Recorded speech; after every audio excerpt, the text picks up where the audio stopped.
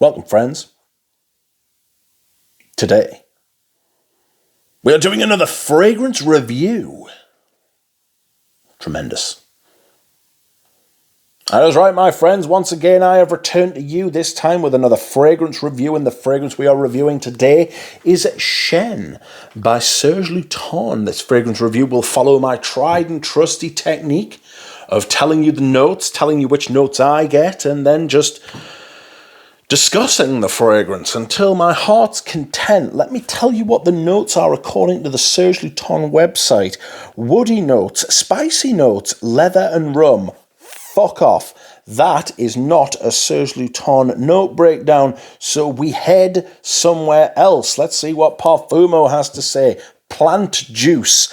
While I appreciate the effort, I just don't think that's a no. Anyway, plant juice, black thyme, cedar, oak, rum, beeswax, silver birch, coppice, and tonka bean. The fuck is coppice? Who knows? Don't call the coppice. Don't be a snitch.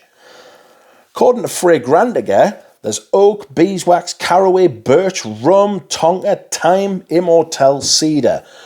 I'm gonna take a holistic view of all those notes and frankly push them out of the window because it's bollocks. I'll tell you what I get. Oak, I get a little bit of birch, rum, I get some cedar, I get some immortelle, and maybe some leather, but that might be because there's like birch in there, you know, like they often use birch to tan the leather, so you could be an association thing going on there. Okay, so this is only available in bell jars these days because the brand of Serge Lutens has turned into a bit of a bell jar. If you want the truth, they've started sending these out to influencers and having people round for dinner and posting shit on Instagram, and that shit is just the drizzling shit. I hate that so much. But the brand, I think, was on its arse. It's been removed from sale in North America, which is disastrous because North America is a massive market for everything. They've got so much money. They spend. And if you're a brand, you want to be available in North America. So it seems that they're trying to play the modern game, which is upsetting to people like me because Serge Lutens will always be a classy brand. It will always be the brand of these bottles, which are just so fucking perfect in every way. The best, probably the best bottle out there, frankly, if you want the truth. I might do a video ranting about bottles and sprayers. Fuck. Sprayers on these are actually quite good. They're certainly not bad.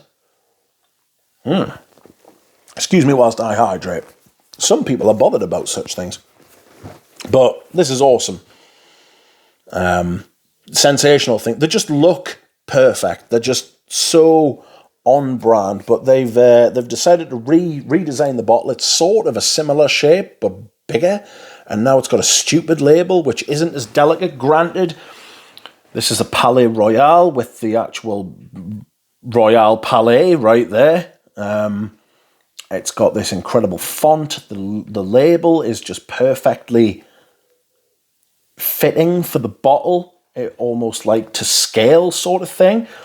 After they got rid of this label, they actually kept the bottle, but they moved on to this kind of label. Now, the font is still sensational, but they changed the logo, and it was upsetting, friends. I'm not going to lie to you, it was upsetting. It used to just say Serge Lutens on it, I think. Anyway, bollocks. Let's talk about the fragrance, shall we? I'll spray some just to give myself a little prompt. Obviously, I know this perfume quite well. It has been a while, though. I stopped wearing it, which is why I've sold it, if you want the truth. But I do like it. I just don't want to smell of it, you know? And I don't want it just sat there because I don't want to... I say I don't want to hoard it, but I sit as a man with like hundreds of perfumes, you know? So I can't really recuse myself of hoarding.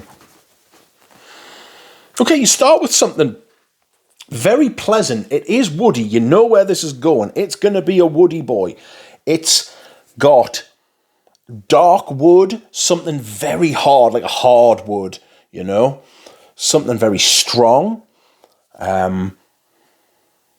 You get that little bit of sweetness. It's a cheeky sweetness.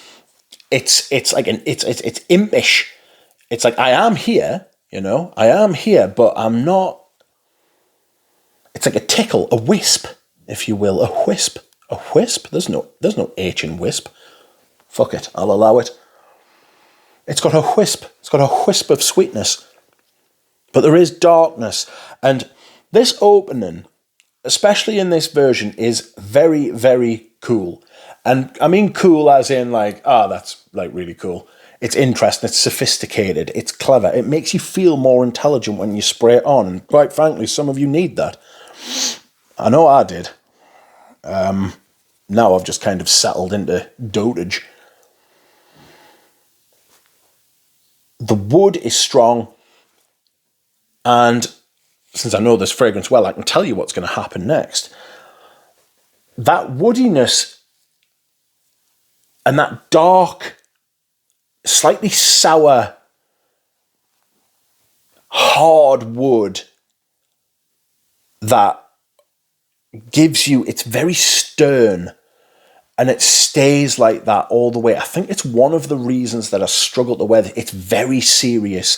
The woody note in this is very, very serious. And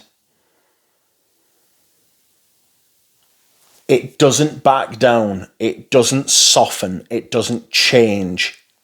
That sour bitterness, that sour darkness, slightly smoky, something slightly leathery. I think when they've been making this, personally, this is my opinion, I think when they've been making this, they have known, I say they, it's Christopher Sheldrake, he has known that that woodiness needs something to offset it.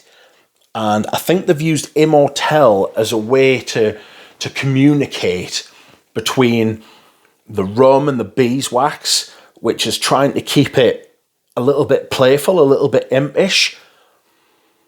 And they've used the Immortelle because Immortelle can do that as well. Immortelle can be a little bit sweet sometimes, but it's also quite dark and a little bit spicy.